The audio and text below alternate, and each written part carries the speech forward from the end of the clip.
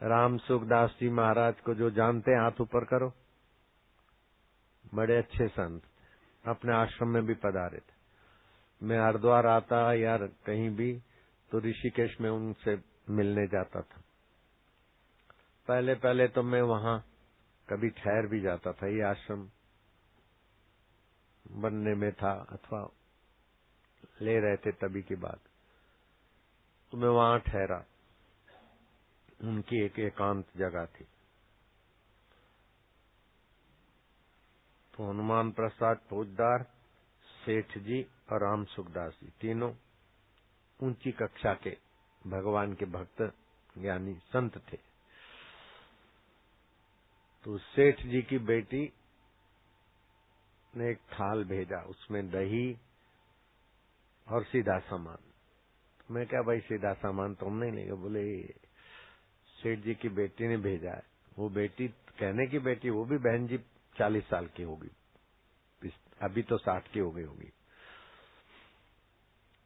तो बहन जी ने भेजा है, सेठ जी की बेटी ने भेजा है, आपके लिए भेजा है। मैं क्या चलो वो हम प्रसाद, संत की बेटी है, प्रसाद समझ के हम ले लेते हैं, बाकी का सीधा हमने वापस कर दिया। तो राम सुखदास जी ने मेरे को टोका जब हम गए वहां। बोले आपको सामान भेजा, आपने लिया नहीं। मैं क्या महाराज जी मेरे पास है, अपना सीधा सामान लेके ही चलते हैं ना, तो मेरे पास है, बहुत सारा पड़ा है। बोले आपके पास नहीं है इसलिए थोड़ी भेजा था, हमारा लग जाए इसलिए भेजा था। आपके पास नहीं है ऐसा करके नहीं भेजा था। जिनके पास नहीं है वो तो खूब मांग रहे हैं, उनको नहीं देते, यहाँ लग जाए। हंसते हुए बोले, लेकिन मैं जानता हूँ तीर्थ में किसी की दान की चीज लेना अपना ध्यान भजन सब क्षीण हो जाता है। काहे को दान का खाना, अपन तो लेके ही चलते। तीर्थ में किया हुआ पुण्य और किया हुआ पाप बड़ा गहरा हो जाता है। अन्य क्षेत्रे कृतम पापम तीर्थ क्षेत्रे विनश्यति। अन्य क्षेत्र में किया हुआ पाप तीर्थ में रहे संयम से तो नाश हो जाता है और पुण्यमय आनंद आता है। तीर्थ क्षेत्रे कृतम पापम वज्रलेपो भविष्य से। तीर्थ क्षेत्र में किया हुआ पाप वज्रलेप हो जाता है। ऐसे तीर्थ क्षेत्र में दान मान का खोलूं तो मैं तो बड़ा सावधानी से रहता था, तभी बापू बन के टिक पाया। नहीं तो जो आए दे जा खा जा तो वही होता। भंडारा कहाँ होता है हम भी पूछते रहते लोगों को। तीर्थ क्षेत्र में तो बड़ा संयम से। कल मैं 6:30 6:15 बजे इधर चक्कर मार के 6 बजे चक्कर मार के कमरे में चला गया। अभी रात 7 बजे बाहर निकला कमरे से। इतनी देर नींद तो नहीं होती, लेकिन ध्यान भजन नींद सब मिक्स हो जाता है। फिर रात को थोड़ा चक्कर वक्कर मारा अंदर ही अंदर कमरे के बरामदे में। तीर्थ क्षेत्र में ध्यान भजन बहुत अच्छा होता है। और इससे भी पावरफुल जगह है टिहरी। वो टिहरी वाला हाथ ऊपर कर तो है, बोलता करोड़ गुना शक्तिशाली वाइब्रेशन है उधर। अब करोड़ गुना हो चाहे 1000 गुना हो चाहे दुगुना हो, लेकिन है उधर मैं रहा हुआ हूँ लंबा समय और ध्यान लंबा समय किया हुआ है। वकील को उधर जाके रख दे ना 15 दिन तो वकील का सारा ढांचा ही बदल जाए अंदर से। टिहरी बड़े में बड़ा विघ्न है काम, है काम वेरी ज्ञान का बलवान के बल को हरे। ये 5 विकारों में काम का पहला नंबर आता है, काम। फिर क्रोध, क्रोध से हृदय रसहीन हो जाता है, गुस्सा आने से शांति आनंद सूझबूझ मर जाती। हाँ, महापुरुष को गुस्सा आता हुआ दिखता है, लेकिन उस गुस्से में नहीं होते, उस समय गर्जना में होते हैं, अभिनय में होते हैं।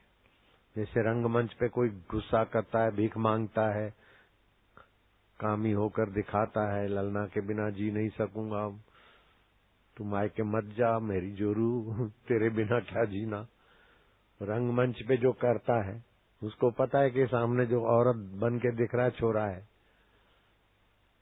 वास्तव में कोई स्त्री भी हो तभी भी समझता है कि मैं एक्टिंग कर रहा हूँ।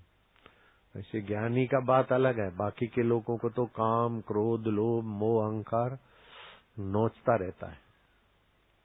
ज्ञानी भी सावधान नहीं रहे तो उसको भी नोच लेगा। ऐसा हरामी है काम, ऐसा क्रोध हरामी है। काम, क्रोध, लोभ, मोह, अहंकार, ये आत्म शांति के, आत्म शक्ति के शोषक हैं। तो इनसे लड़ लड़ के थक जाएंगे, वे विजयी हो जाएंगे। तो इनके कहने में चलकर शोषित हो जाएंगे, वे विजयी हो जाएंगे। ईश्वर में लगकर ये पराजित हो जाते हैं। भगवान ने गीता में कहा, देवी येषाम गुणमयी, गुणमयी माना सत्तो गुण, रजो गुण, तमो गुण। ये 3 गुण है। तमोगुण नींद, नींद के समय तमोगुण चाहिए, प्रवृत्ति के समय रजोगुण चाहिए, शांति के समय सत्वगुण चाहिए। तीनों गुण पड़े हैं, कभी कोई गुण की बाहुल्यता, कभी कोई गुण की बाहुल्यता। अच्छे विचार आए, भगवान में रुचि हुई तो सत्वगुण है। तो ऐसे सात्विक जगह पे भी सत्वगुण बढ़ता है। तो जैसे टिहरी है अथवा इधर है, तो अहमदाबाद में मेरी जो कुटिया है उसमें तो मैं घंटों भर रह लूं, लेकिन जहाँ आश्रम है वहाँ घंटों भर मेरी कुटिया के सिवा और जगह नहीं रह सकता। आश्रम में भी एक अलग कुटिया रखी, पहले के वाइब्रेशन है, घंटों भर रहा हुआ हूँ, कई महीने रहा हुआ हूँ। तो ये आजकल जो भी तीर्थ माने जाते हैं, तो ये महापुरुषों के निवास का प्रभाव, इसलिए तीर्थों में अभी भी तीर्थत्व है। इधर आने से कुछ अच्छा लगता है ना। तो यहाँ जो ये सप्त सरोवर है, यहाँ सप्त ऋषि तपस्या करते थे।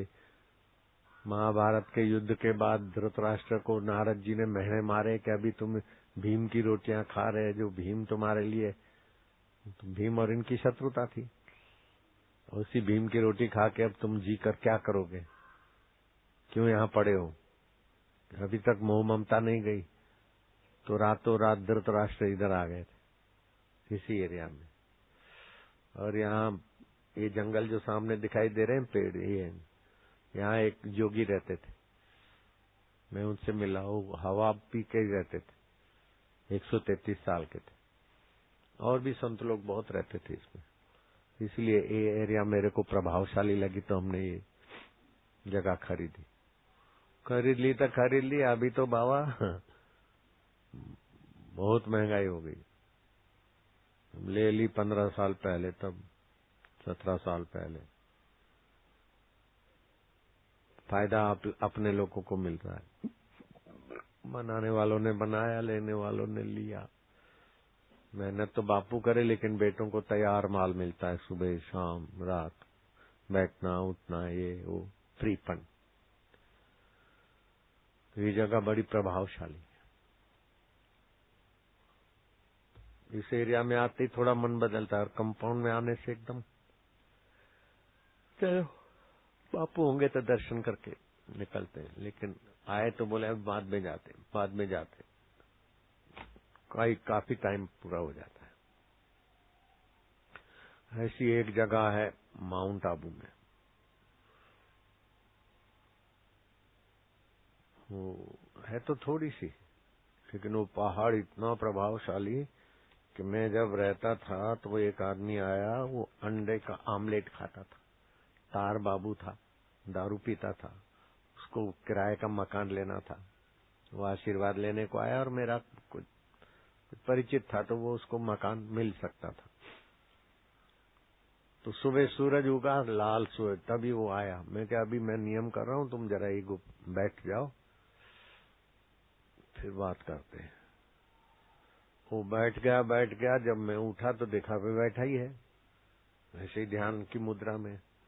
ऐसे करते करते शाम का लाल सूरज मैंने देखा, सुबह का सूर्योदय लाल। जब शाम का देखा तो वो उसी अवस्था में, पोजीशन में बैठा था। तो मैं दंग रह गया कि ये आदमी कोई साधक भी नहीं है, दीक्षा लिया वो भी नहीं है, आमलेट खाता है मुझे पता है, दारू पीता है मुझे पता है, और बैठा तो बैठा। ऐसा नहीं कि झोंका आ जाए, सो जाए। फिर मैंने उसको बुला के जगाया। तो स्थान का प्रभाव है, वो उसके खान पान का प्रभाव नहीं है। उसकी योग्यता का प्रभाव नहीं, स्थान का प्रभाव है। ऐसे कभी कभी स्थान का प्रभाव से भी आदमी ऊंचा हो जाता है।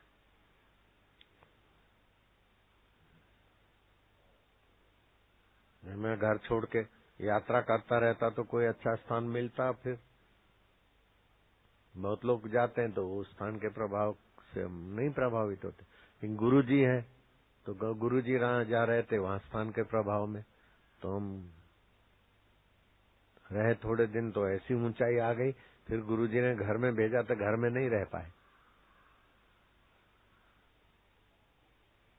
मोटी कोरल को चले गए।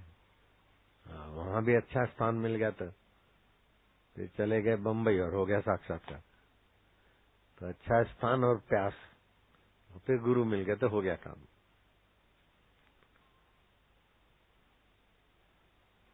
लेकिन हमने गुरु से बेवफाई नहीं की, इस बात का हमें बहुत संतोष है। हमने शिष्य से भी बेवफाई नहीं की। मणि काका थे दिल्ली आश्रम के संचालक, 76 साल हो गए थे, तबियत ऐसे ही था, शरीर भी सिंगल बॉडी था। तो दिल्ली का ठंडी हवा उनको तकलीफ करती थी, सांस फूलती थी। रजोगुड़ी ले आए, रजोगुड़ी में भी दिल्ली का ही तो प्रभाव था। फिर उनको मैं गुजरात में, मेरा एकांत का आश्रम है, उनकी इच्छा भी थी कि घर वाले नजीक घर में जाके रहें। घर में जाके रहेंगे तो घर के वाइब्रेशनों में, तो फिर मैंने सुझाव दिया कि वो आश्रम है, तो खुश हो गए, तो उधर रहे, तो घर वाले भी नजीक हो गए और आश्रम का माहौल भी मिल गया। और मेरे को क्या भगवान की लीला है, मेरे को लगे कि मणि काका के पास जाऊं, मणि को देखो। अब 8 दिन भी हुए नहीं उसको, अब मैं गया तो उनके बच्चे, उनकी बेटी, परिवार वाले, अच्छा सूट दिया था वो आश्रम में, 2 कमरे और बरामदा, ये वो था, उसी में काका रहते थे। घर में इतनी सुविधा नहीं हो सकती थी जितनी आश्रम में, खुला ये वो। तो मिलने गया, मैं बड़ौदा का सत्संग था, मैंने वैसे ही रूट बनाया। मेरे को थोड़ा मेहनत पड़ी, लॉन्ग जर्नी, गाड़ी की मुसाफरी, उम्र हो गई ना, तभी जर्क बर्क भी शरीर के लिए अच्छे नहीं। फिर भी मैं गया, रात को भी उनसे मिला, 11-12 बजे तक उनके पास बैठा था, 12:30 तक 12 होंगे। फिर सुबह भी 5-5:30 बजे मैं उनके पास गया। कोई जो उनके कोई चीज देनी थी, भाई ये थोड़ा खाया करो, तो ये थोड़ा लिया करो, घी भी औषधि वाला, जरा स्टेमिना बढ़े हो। तो काका एकदम भाव में आके झुक गए। है मैं क्या झुकते, हाथ मिलाओ। हाथ मिलाया उनसे, बूढ़े से, बड़ा जोर में आया और बड़ा ताकत मारा, मेरा हाथ भी दबाया उसने। और फिर 2 दिन के बाद चला गया संसार छोड़ के।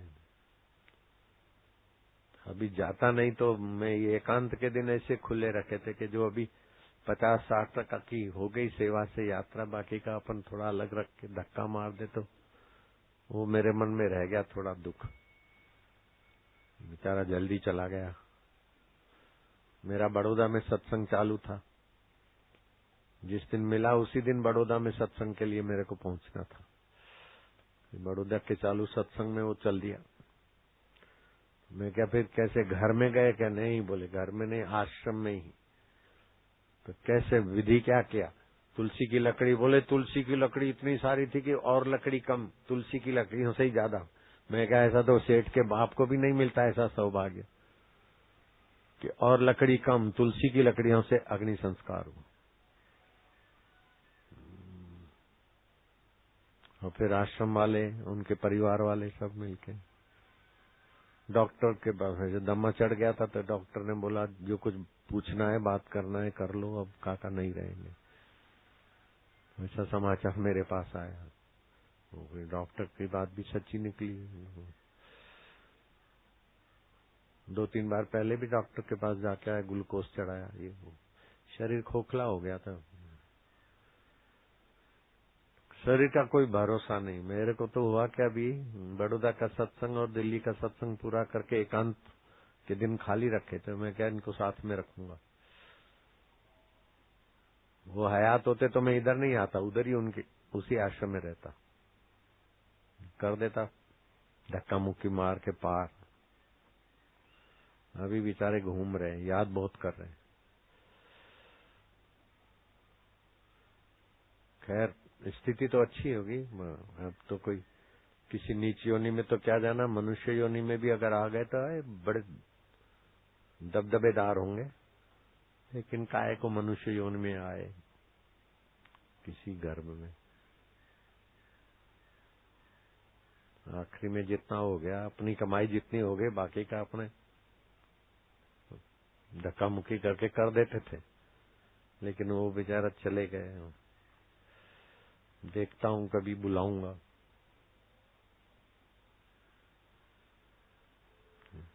देखते हैं।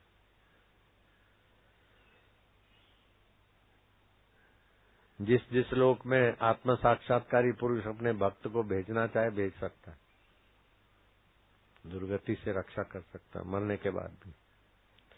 गुरु खाली इस लोक में ही हमारे मददगार नहीं होते, मरने के बाद भी मददगार होते। ये बात मेरे को कैसे पता चला? वो आगरा में शाहगंज छमछम गली श्री कृष्ण गौशाला में हम थे बापूजी के। तो जैसे तुम लोग साधक हो ना गुरु जी के पास, ऐसे ही हम थे। किसी को बोलना नहीं, ये मेरी पोल पट्टी की बात बताता हूँ। तो बापूजी का जो रसोईया था ना, मैं क्या बापूजी को दे दो ना, जल्दी भूख लगती थी तेज, बापूजी खा लें तब हमारा नंबर लगे। ऐसा नहीं कि बापूजी खाएं, ये कोई अहोभाव नहीं था। बापूजी खा लें तो हमको मिले। बात समझ रहे ईमानदारी की? अरे बोले मैं दे आया हूँ, लेकिन बापूजी ने अभी खाया नहीं है। अभी तक नहीं खाया, अभी तक नहीं खाया। 1-1.5 घंटा बीत गया। वैसे तो आधा घंटे में वो खिला विला के बाहर आ जाता था। तो बोले तेरे को पता नहीं, हम उम्र के थे ना सब, तू मैं करके बात होते थे। कि वो भोजराज मर गया, सौराष्ट्र वाला भगत, उसका तार आया। तो तार पहले आ गया, खाना बाद में ले गया मैं। तो साईं बैठ गए उसकी सदगति के लिए। तो कई घंटों तक भोजन पड़ा रहा। भोजराज बापू का बड़ा समर्पित सेवक था, गृहस्थी था, लेकिन श्रद्धा भक्ति बहुत थी। बोले वो चला गया, उसका तार आया था। पहले के जमाने में टेलीफोन इतने डेवलप नहीं हुए थे, मोबाइल नहीं थे। आज से 35 साल पहले, 38 साल पहले।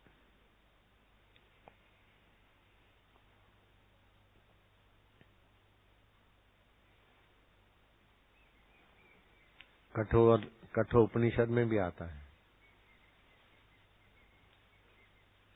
कि जो आत्मारामी होते हैं, जिस जिस श्लोक में कोई जाना चाहे, अपने भक्त को ऊंची गति करा देते हैं।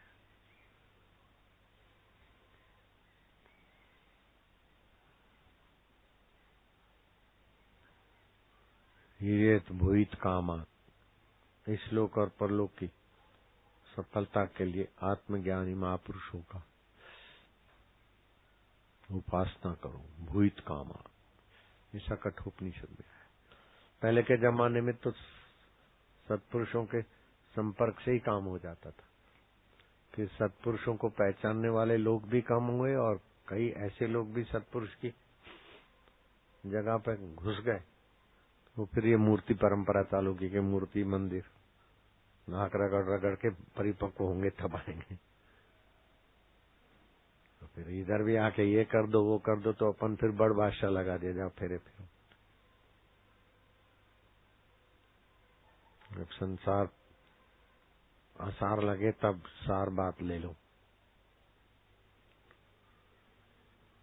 भगवान राम के गुरु जी बोलते हैं, आप बोलना, हे राम जी, पृथ्वी का पूरा ऐश्वर्य एक व्यक्ति को मिल जाए और इंद्र का ऐश्वर्य भी उसको दे दिया जाए, लेकिन आत्मा परमात्मा में रुचि नहीं है, आत्मज्ञान में रुचि नहीं है तो उसको विष्टा के कीड़े से भी बदतर जानो। विष्टा के कीड़े को बेटी बेटे के शादी विवाह की चिंता नहीं होती, और ये भोग ऐश्वर्य मेरा है और मैं ऐश्वर्यवान हूँ, ये अहंकार भी नहीं होता। लेकिन वो मनुष्य को तो अहंकार भी होता है, चिंता भी होती है, और ऐसा कोई भोग नहीं जो छोड़ के मरना ना पड़े। हाँ, ऐसा कोई भोग नहीं है। तो ये सारे भोग, पद, प्रतिष्ठा, ये सब काकविष्टा के तुल्य है। ये झूठा मिथ्या जगत में मिथ्या ही भोग, मिथ्या ही पद प्रतिष्ठा है। उसको सत्य मान के जो आयुष्य नष्ट करता है वो विष्टा के कीड़े से भी बदतर है। ये बात मेरे को बहुत अच्छी तरह से जच गई तो मैं आपको याद कराता हूँ। किसी का भी मोबाइल की रिंग बजेगी तो से कहीं भी मन लगाया तो अंत में रोना ही पड़ेगा। तुम क्या इकट्ठा कर लेगो, क्या बना लेगा।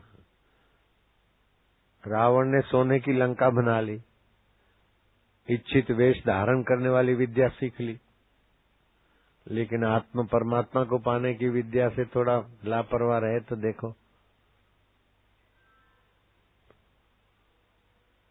और शबरी भीलन को मतंग ऋषि की कृपा मिली और तत्पर हो गई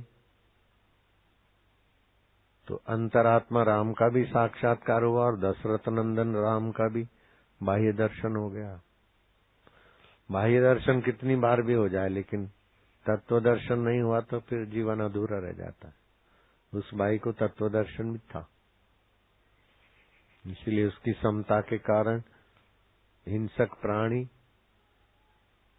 और गाय साथ में रह जाते थे, सांप और नेवला साथ में। जैसे शिव जी के पास चूहा और मोर देखते ही सफाई हो जाए, लेकिन साथ में रहते हैं। बैल और शेर साथ में ही रहते, ऐसी समता होती। ऐसी समता तो अभी भी देखोगे, कई लोग मुर्गियां बकरे पालते हैं तो बकरे के छोटे छोटे बच्चे होते हैं, मुर्गियों के बच्चे होते हैं, और उनका कुत्ता उनको नहीं खाता, रखवाली करता है। नहीं तो मुर्गी का बच्चा मिल जाए खाने को तो कुत्ता छोड़े ही नहीं, लेकिन जहाँ पाला हुआ है अपने मालिक की मुर्गी के बच्चों की रक्षा भी करता है। मैंने देखा है ऐसा। कुत्ता हो तो मुर्गी के बच्चों की भी रक्षा, मुर्गी को नहीं खाएगा, अपने मालिक की मुर्गी है। नहीं तो कुत्ते के लिए मुर्गी शिकार भी तो हो सकती है, नहीं करता। आज जो गुरु के यहाँ रहते हैं, गुरु के द्वार भी खाते हैं और फिर बगावती होके निकल जाते हैं, तो मेरे से पूछा उन लोगों ने, पंच वालों ने, कि बापू आपके आश्रम से निकले हुए लोग आपकी निंदा करते। मैं क्या, ये बहुत कम है। 40 साल से आश्रम है और 10, 15, 20 आदमी बगावती हुए, तो संख्या कितनी कम है। 40 साल में लाखों करोड़ों लोगों में 10-20 आदमी बगावत करा, 25 आदमी बगावत करे तो 1% भी तो नहीं हुआ, आधा % भी नहीं हुआ, आधा % का 10वां हिस्सा भी नहीं है। सारे चुप हो गए, जब वकील जज वज सब चुप हो गए। बोले बापू यहाँ जो भी आते ना, भगवान की कसम खा के बोलते तो सत्य ही बोलते। मैं क्या, यहाँ सब सत्य बोलते हैं, झूठ नहीं बोलते हैं, ये बड़ा झूठ है। यहाँ कोई झूठ नहीं बोलता है, इससे बड़ा कोई झूठ हो ही नहीं सकता। मुंह तो उतर गया लेकिन भीतर से वो माना के तीसरी पढ़ा हुआ भी कुछ कानून से पार की बात जानता है। कानून पढ़ लिख के भी झूठ कपट किया तो क्या हुआ, फिर भी दुखी है। झूठ कपट करने से भी अगर दुख मिटता है तो देखो, कभी न छूटे पिंड दुखों से जिसे आत्मा का ज्ञान नहीं, अपने आत्मा परमात्मा का ज्ञान पाले। झूठे संसार के लिए चतुराई छोड़ दे। चतुराई चूल्हे पड़ी, पूर पर्यो आचार, तुलसी हरि के भजन बिन चारों वर्ण चमार। चाहे किसी भी वर्ण का हो, ब्राह्मण हो, क्षत्रिय हो, वैश्य हो, कोई हो, चमड़े वाले शरीर को ही मैं मानते मूर्ख। हाड़ मास का शरीर तुम नहीं हो, शरीर के पहले भी तुम थे, बचपन में भी तुम थे। बचपन का शरीर बदल गया, हर 7 साल में हड्डियां भी बदल जाती, उसको तो मैं मानते, उसके मान सम्मान को अपना सम्मान मानते। एक प्रधानमंत्री ने, मैंने कहा क्या चाहते हो? बोले सम्मान मिले आपकी कृपा हो, पद मिले, सम्मान मिले। पद मिल गया, प्राइम मिनिस्टर हो गए, फिर 13 महीने के बाद फिर गिर गई सरकार। बोले बापूजी आपका स्वागत है दिल्ली में। मैं कहा तुमने ठेका ले रखा है क्या स्वागत करने का? बोले ऐसा हो गया, मैंने क्या गुनाह कर गया? अच्छा ठीक है, फिर से बन जाओ। फिर से बन गए, 4.5 साल रहे। अब फिर देखो तो अब कोई भाव नहीं पूछता, याद भी नहीं रहता कुछ। अंग्रेजी दवाओं ने गुड्डों को ठीक करने के बदले और सब बेठीक कर दिया। ये तन विष की बेलरी, गुरु अमृत की खान, सिर दीजे सतगुरु मिले तो भी सस्ता जान। शरीर तो विष बनाने की बेल है, कितना भी बढ़िया खाओ, हजम नहीं हुआ तो एसिडिटी बन जाती है, जहर बन जाता है। हजम हो गया तो खाद बन जाता है, डबल सिंगल। हजम हो गया तो विष्ठा मूत्र, नहीं हजम हुआ तो एसिड जहर। फिर उसी में से काम, क्रोध, लोभ, मोह, अहंकार, ये सब इसी से पैदा होते रहते हैं। खाना कम कर दे एकदम तो काम कहाँ से आएगा, क्रोध कहाँ से आएगा? लेकिन भी शरीर भी तो नहीं चलेगा ठीक से, इसलिए अति कम नहीं खाए और अति ज्यादा भी नहीं खाए, शरीर को संभाल के रखे। कल 6 बजे के बाद हमने नहीं खाया, 5 बजे जो कुछ खा लिया, नाश्ता वास्ता कर लिया बस। नहीं तो रात को दूध पीते हैं हम 8-9 बजे, नहीं पिया, परसों भी नहीं पिया। ध्यान भजन में ज्यादा अच्छा लगता है, खाओ फिर पचाओ।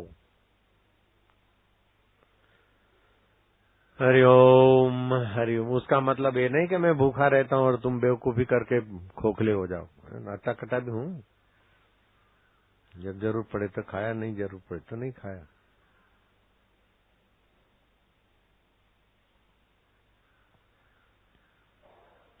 ईश्वर प्राप्ति के बिना कुछ भी मिलेगा छूट जाएगा, धोखा है।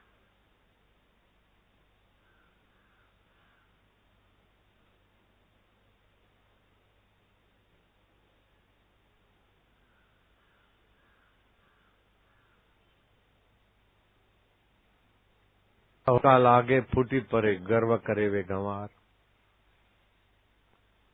शरीर का गर्व करना, शरीर को मैं मानना, गंवार लोगों का काम है।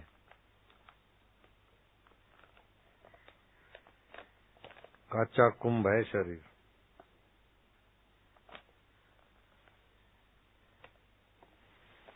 ये पहले दरोगा थे, फिर आटा मत न करे। शिष्य की गलती निकालने में बहादुर हूं, इसलिए बोलते हैं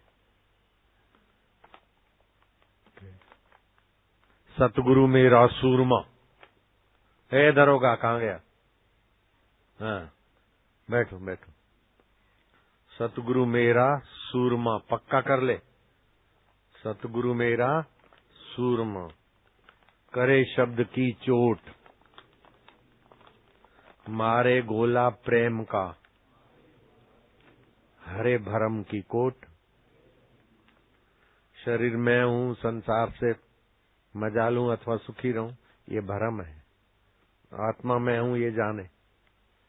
इसीलिए भीतर से कृपा होती है, तभी भी बाहर से माँ पिटाई कर देती है बच्चे की, दुश्मन थोड़ी है।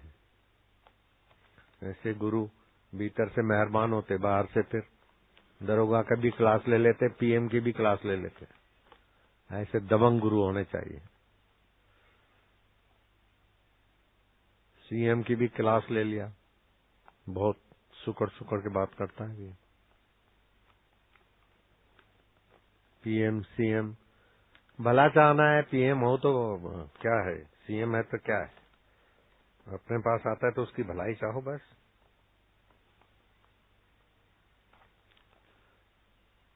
पीएम सीएम मेकर एक भगत था मेरा, अभी भी हयात है, बूढ़ा हो गया, उसकी मैंने क्लास ले ली, खूब रोया वो। 1000 करोड़ थे उसके पास, उनके पैसे थे तुम्हारे पास। उसने एयर कंडीशन हॉल बनवा दिया था सूरत में। फिर सूरत के संचालक को बोला कि मेरे को जाना है इंटरनेशनल फ्लाइट में, पहले जाना पड़ेगा, बापूजी को खबर करो, दर्शन दे। तो मैं सुना अनसुना कर दिया। फिर 1.5-2 घंटे के बाद फिर आदमी आया कि उसको देर हो रही है, फलाना भाई आया है, दर्शन करना चाहता है। मैंने संदेश वाहक को जरा, फिर जब मैं निकला 11-12 बजे, वो सुबह 8 बजे का है। मैं क्या तुमने हॉल बनाया तो उठा के ले जा, नहीं तो पैसे चाहिए तो मैं अभी बोलता हूँ तो बरसात कर देंगे मेरे भगत। तो सेठ है तो कोई मेरा मालिक है, तो जब आए तब मैं तेरे को दर्शन देने को बाहर आ जाऊं। गलत जगह पे आ गए। तुमने एयर कंडीशन हॉल बनाया, पैसे कितने बोलो, अथवा तो उठा के ले जाओ। तुम लोग जब आओ तब हम आए, कोई ऐसा होता है क्या? ऐसा करके मैंने सुनाई खूब, तो टप टप झर झर झर झर आंसू झरने लगे। मैं क्या ऐसे साधु के पास क्यों जाते, रोना पड़े? दुखी हो गए, बोले नहीं दुख का रोना नहीं है, कड़वी दवा तो माँ बाप और सदगुरु ऐसे पिला सकते, दूसरा नहीं पिला सकता है। अभी देखो दरोगा को पिला दी ना कड़वी दवा, सच्चा सदगुरु पिला सकता है कड़वी दवा, दूसरे तो सब खुशामद करेंगे। अभी भी मानता है, उसका नाम भी हमने रख दिया है। उसका बेटा एमपी का चुनाव लड़ा, बापूजी आशीर्वाद करो, हार गया। जिसके पास 1000 करोड़ है वो एमपी बनेंगे तो क्या करेंगे, और बढ़ाएंगे और क्या करेंगे। 1000 करोड़ से भी पेट नहीं भरा तो फिर दूसरे का पेट खाली हो जाएगा ना भाई, नहीं।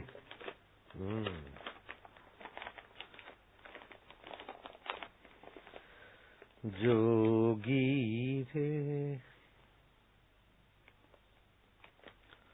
ओम ओम ओम। हरिद्वार के एकांत भी हरिद्वार वालों के लिए, साधकों के लिए, यूपी वालों के लिए वरदान हो जाती। सुबह दोपहर शाम 2-3 बार सत्संग मिल जाता है।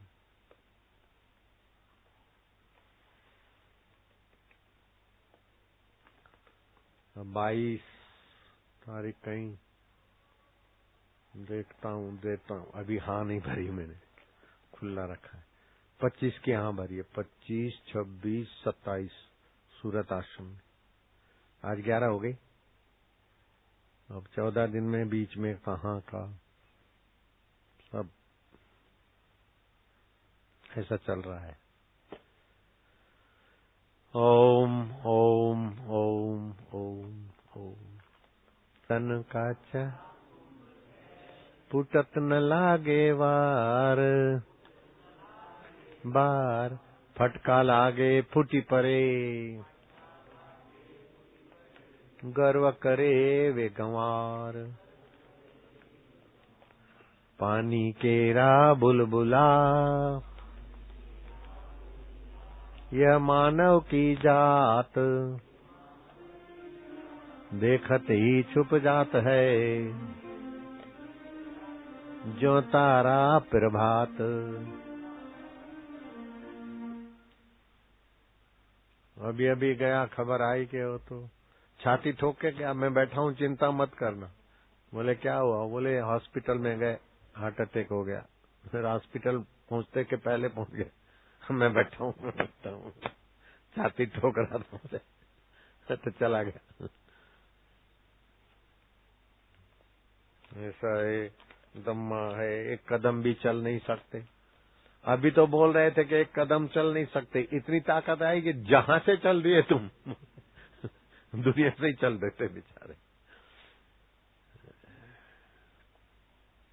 इसीलिए ईश्वर प्राप्ति में लग जाना चाहिए, तत्पर होना चाहिए, सावधान।